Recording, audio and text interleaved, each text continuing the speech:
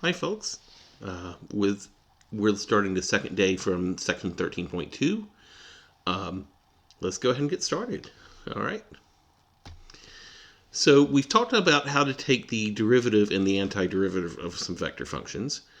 If the original function represents the position of an object, then we can think of its derivative and its second derivative as representing the velocity and the acceleration of that object.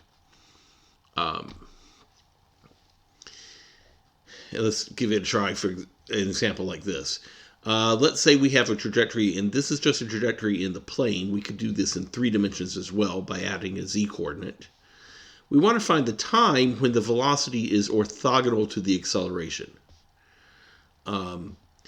So let's do that part first. Determine the time, and then later on we'll talk about finding the speed at that time. So the velocity is the derivative of this function, which is 4t minus 3 and 12t. And the acceleration is the second derivative, which is just 4, 12. They're orthogonal when their dot product is equal to 0. So we want to set their dot product equal to 0.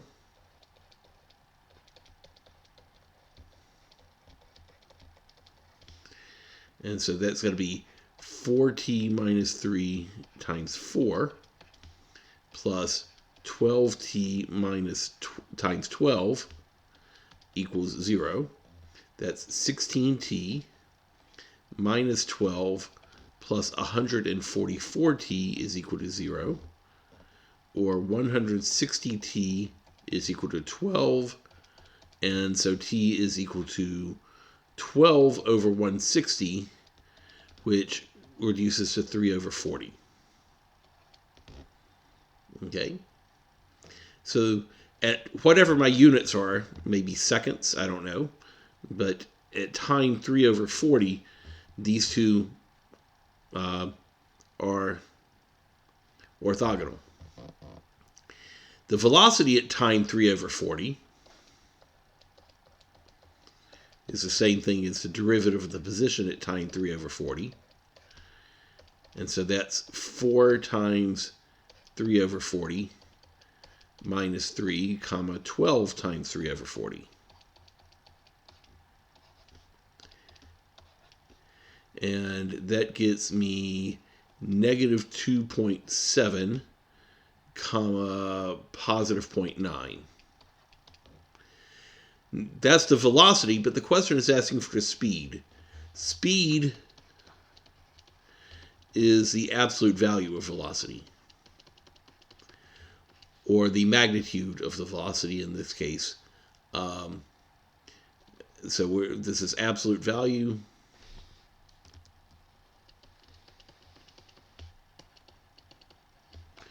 For scalars, and magnitude for vectors. And so we want the speed in this case is the square root of 2.7 squared plus 0.9 squared, which is the square root of 7.29 plus 0.81, which is the square root of 8.1, whatever that number turns out to be. Okay? All right. Let's move on. If we ignore air resistance and friction and the potential for being crosswinds and things like that, a lot of problems that involve a projectile, some object that just shoots up in the air and then comes down and lands, we can solve that in 2 dimensions because the projectile is not moving to the side. We'll start with a constant acceleration vector.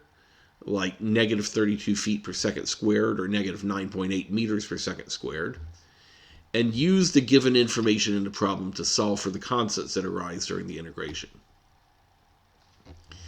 So let's look at this example. We have a projectile that is fired at ground level with an initial speed of 287 meters per second at an angle of 61 degrees. How far away will the projectile strike the ground? So this is what I want to know. What is this distance here? Okay? So in our model, the acceleration, which is the second derivative, is, we're in meters, and so my units for acceleration would be 9.8 or 9.81 meters per second squared.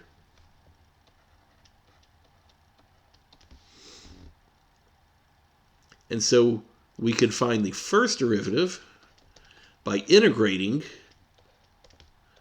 the acceleration. And the integral of 0 is 0 plus a constant. And the integral of negative 9.8 is negative 9.8 t plus a constant.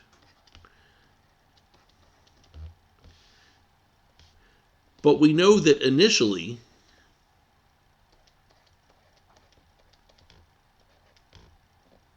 the x-coordinate of velocity is 287 times the cosine of 61 degrees, and the y-coordinate is 287 times the sine of 61 degrees. And so we can use that to find C1 and C2.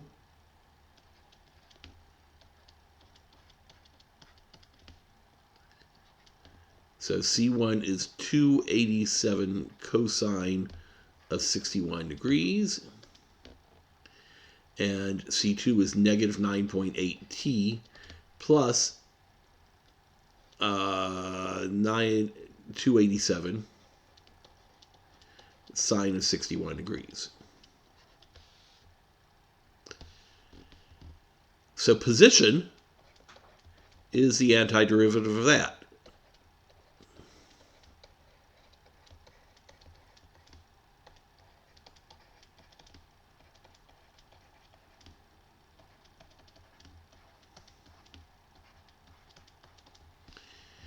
Which is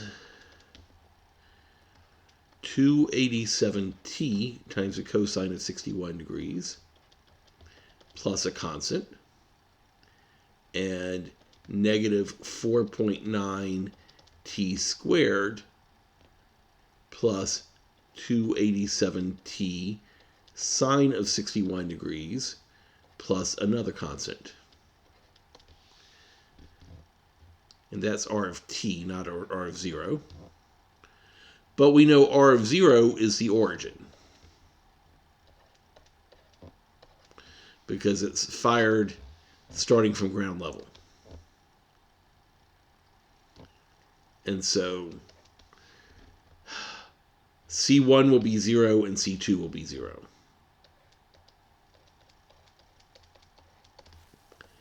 And so my r of t function is 287 t cosine of 61 degrees and negative 4.9 t squared plus 287 t times the sine of 61 degrees. Question asks, how far away will the projectile strike the ground?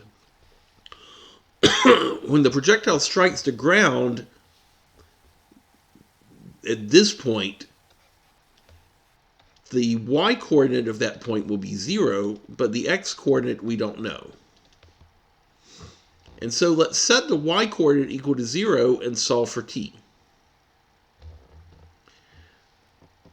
So we're going to set negative 4.9 t squared plus 287t sine of 61 degrees equal to 0. I can factor out the t from this.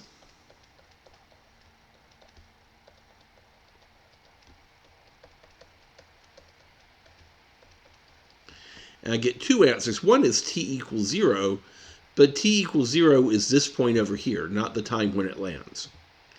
And so the time that the object lands is 287 sine of 61 degrees divided by 4.9.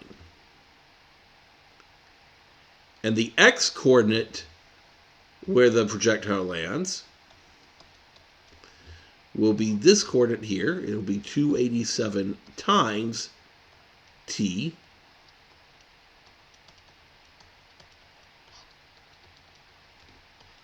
times the cosine of 61.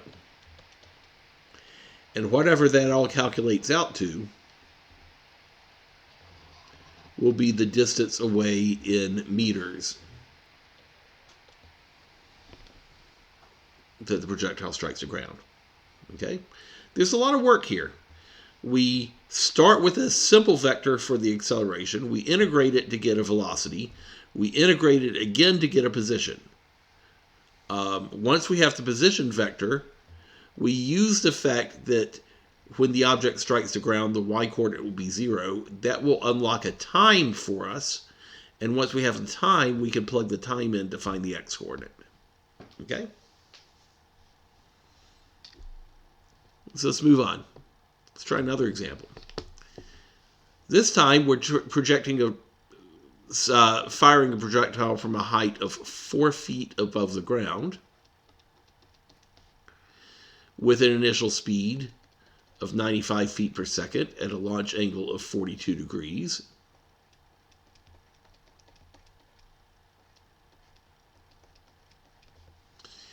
How high above the ground will the projectile be once it is 224 feet downrange? So what will be the height? Okay.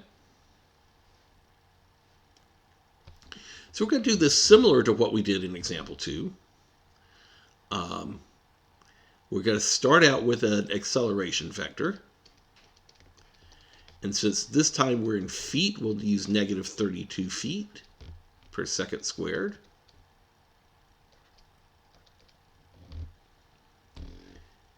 That gives me a velocity of integrate 0 and we get c1, integrate negative 32 and we get negative 32t plus c2. This is in feet per second. But we know what the initial conditions are, 95 feet per second and an angle of 42 degrees. And so c1 is 95 times the cosine of 42 degrees. And c2 is 95 times the sine of 42 degrees. We'll integrate that a second time to get the position. And we get 95t times the cosine of 42 degrees plus a constant. Why am I not integrating cosine and getting a sine here? Because this is cosine of 42 degrees, and that makes this a constant. It's not a function. It's not cosine of t. It's cosine of a constant. And so it just remains as a constant, and we multiply by t. So don't fall in the trap of integrating the trig functions here. Negative 16t squared plus 95t times the sine of 42 degrees plus c2. This time the initial position is 0, 4. And so c1 will still be 0. But c2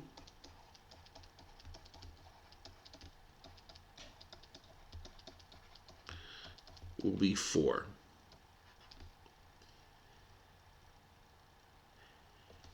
And then what we know about this point here is that the x-coordinate is 224, but the y-coordinate is not known. We don't know what the height of the projectile is. And so we're going to look at this 224, use that to solve for t. 95t cosine of 42 degrees is equal to 224 feet. And so the time is equal to 224 divided by 95 cosine of 42 degrees. Okay. And that gives me a time in seconds. How did the unit change from feet to seconds? This was in feet, but the 95 is in feet per second. And so what's happening with my units is I've got feet over feet per second. And when you divide by a fraction, that's the same thing as multiplying by the reciprocal. So it's feet times seconds per feet.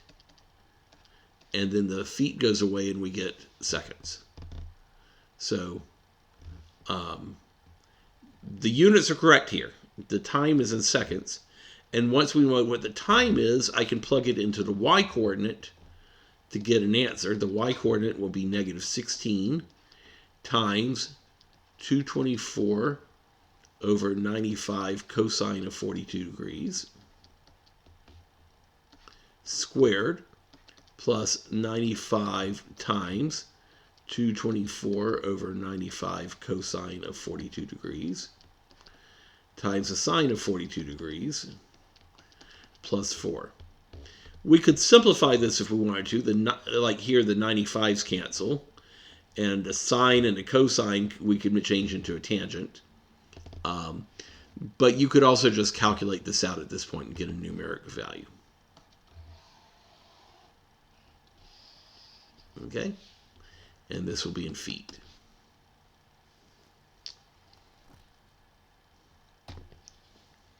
All right, let's move on.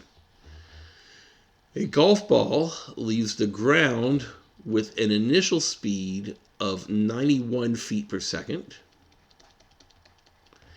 at an angle of elevation of 30 degrees. What is its maximum height?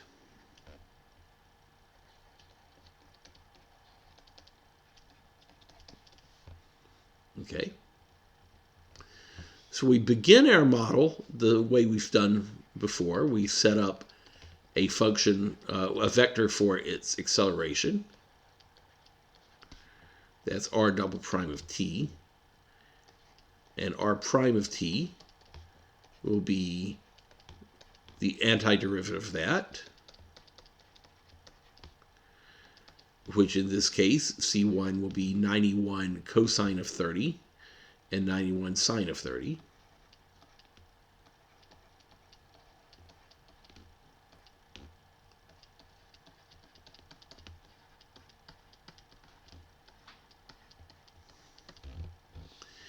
And then the position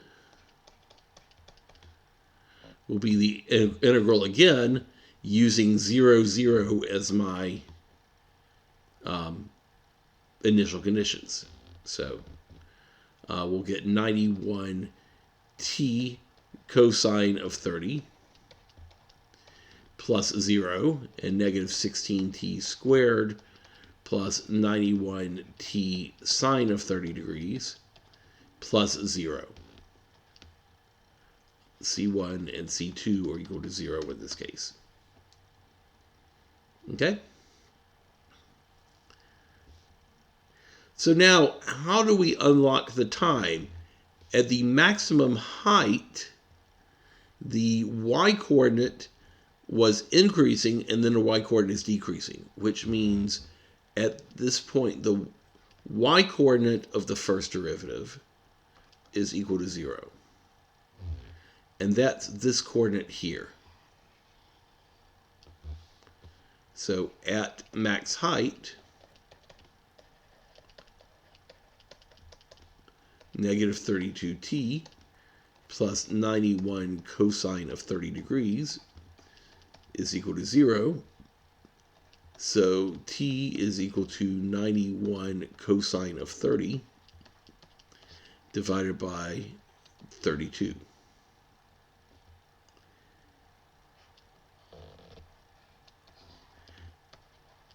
That's the time. And then the maximum height will be the y-coordinate. The height at that time is y, which is negative 16 times all of this squared,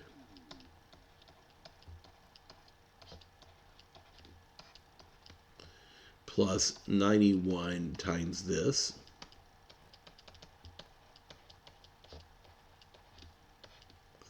times, sorry, this should be cosine here.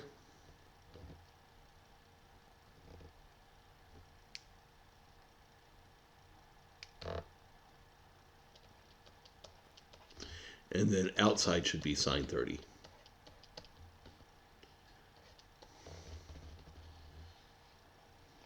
And whatever that turns out to be, that's in feet.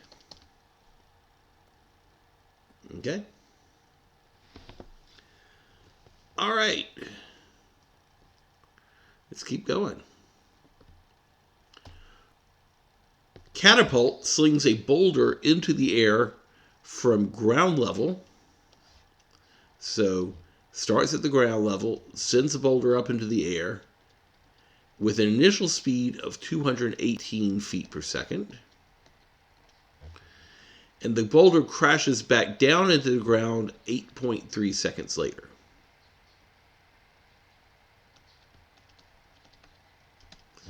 So what was the angle of elevation? This is a problem that asks us to solve for theta, which we haven't had to do yet. Okay? We're going to start this problem the same way we've started all the other ones, by setting up an acceleration vector.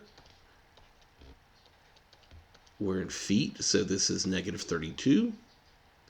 We'll integrate that once, and we get 218 cosine of theta and negative 32 sine of theta. I'm sorry, negative 32 t plus 218 sine theta. We're integrating negative 32, we get negative 32t, and then my initial condition is 218 sine theta. We integrate again to get r of t, which is going to be 218t cosine theta, and negative 16t squared plus 218t sine theta. And again, C1 and C2 are 0 because we're starting at the ground level. All right. At 8.3 seconds, we know that the boulder has crashed back into the ground. So the y-coordinate will be 0. And the x-coordinate, we don't know what that is. But we know the y-coordinate is 0. And so negative 16 times 8.3 squared plus 218 times 8.3 sine theta is equal to 0. And so sine of theta is equal to 16 times 8.3 squared over 218 times 8.3. We can cancel out one of the 18.3s, but we'll still have to calculate this out. And so the angle theta will be the inverse sine of 16 times 8.3 over 218. Okay? And the question asks us to do this in degrees. And so make sure we're in degrees when we're doing the inverse sine here. Okay?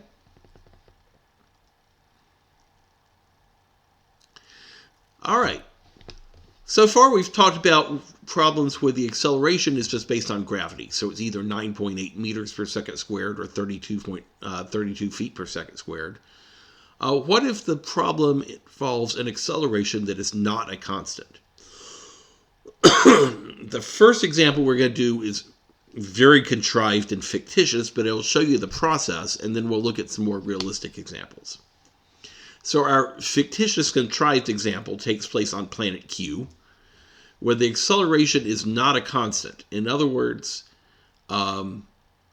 The magnitude of acceleration is 8.8 t plus 1. It's in feet per second squared, and it's pointing in a downward direction. So all of this tells me that the acceleration vector doesn't have a horizontal component. It only has a vertical component. And the vertical component, since it's downwards, will be negative 8t and negative 1. Okay? All right, so we're on this planet where this is our crazy gravity. Then here, r prime of t is going to be c1 negative 4t squared minus t plus c2, where my initial conditions are 100 feet per second and an angle of 29 degrees. So we'll get 100 cosine of 29 and negative 4t squared minus t plus 100 sine of 29. And then the position vector will be 100t cosine of 29 negative, I have to integrate again, so 4t squared becomes 4/3 t cubed minus 1/2 t squared plus 100 t sine of 29 degrees plus 7 feet, because the projectile starts 7 feet above ground level. And then the question says, how high will the projectile be at 5 seconds? Well, at t equals 5, the y-coordinate will be negative 4/3 times 5 cubed plus 1/2 times 5 squared plus 100 times 5 times sine of 29 degrees plus 7.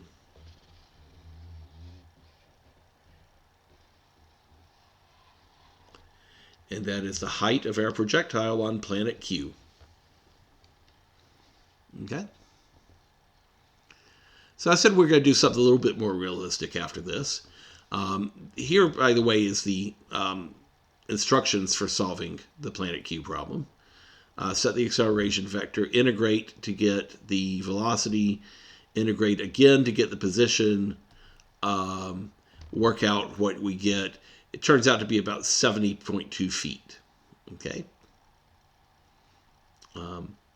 It's just worked out for you in the notes. So here's where our acceleration is generated by a motor. We have a motorboat that is 194 feet away from the shoreline. 194. So this is the shoreline. And our boat is traveling along towards the shore with an acceleration of 9t squared plus 5t feet per minute. It's accelerating towards the shore, but the initial speed is in an angle away from the shoreline. In other words, initially, the velocity is 58 degrees away from the shoreline at a speed of 450 feet per minute. But the acceleration will eventually bring it back to the shoreline. And so the question says, how far will it be from the shore after 7 minutes? So when the time is 7, we want to know what the y-coordinate is, the distance from the shoreline.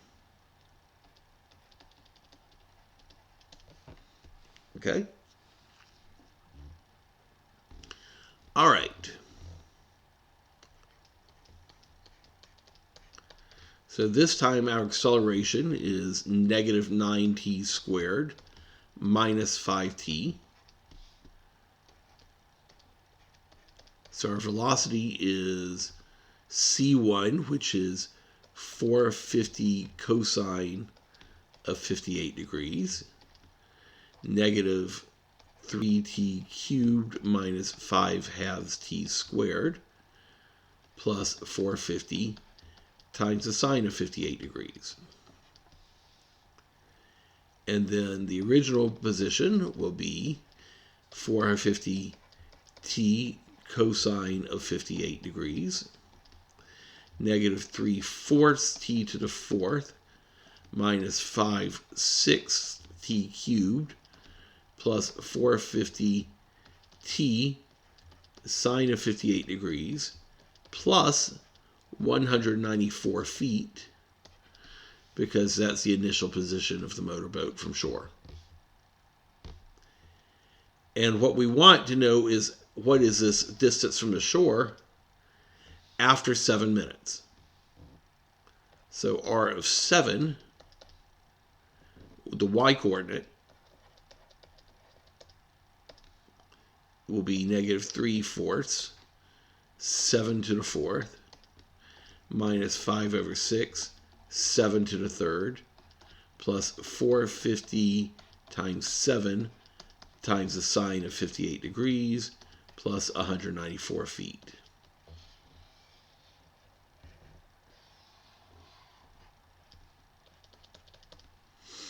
Okay?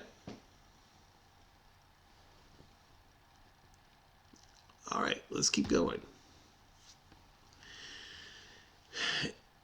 Acceleration due to electrical charge. If we have a particle with a mass of m and a charge of q that moves in an electrical field, the acceleration inside that electrical field is the charge from the field times the charge on the particle divided by the mass. Okay? So let's give this a try. Okay? Charged ion is traveling in an electric field with this field coordinates, and we're now in 3 dimensions. There's an x and a y and a z. We're in units that make the mass of the ion equal to 1 and the charge equal to negative 1. At time 0, the ion is in the position 0, 0, 0. It's traveling in the xy plane at an angle of 35 radians, measured from the positive axis with a speed of 100 centimeters per second. What will be the speed of the ion at time 7 seconds? Okay? So we use our formula here. Acceleration is charge over mass times the field. Well, charge over mass in this case is just negative 1. And so the acceleration vector is just negative 1 over 1 times the field, which will be 0, negative 34 cosine of t, minus 16, minus 4 cosine of t.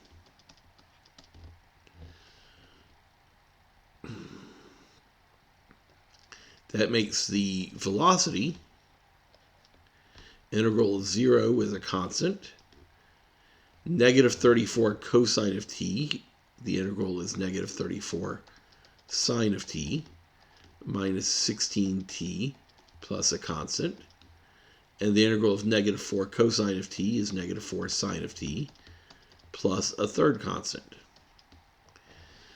But we're told that the initial velocity is at an angle of 35 radians and a speed of 100 centimeters per second, but only in the xy plane. So C1 will be 100 times the cosine of 0.35 radians. The y-coordinate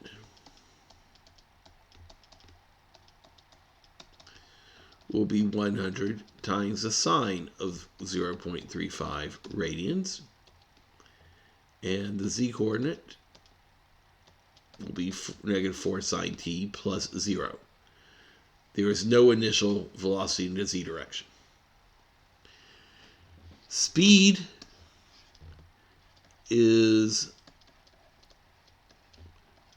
the absolute value or the magnitude of the velocity In this case, it'll have to be so we don't need to find a position. We just need a velocity to answer this question. And so what we want is the magnitude of r prime of 7.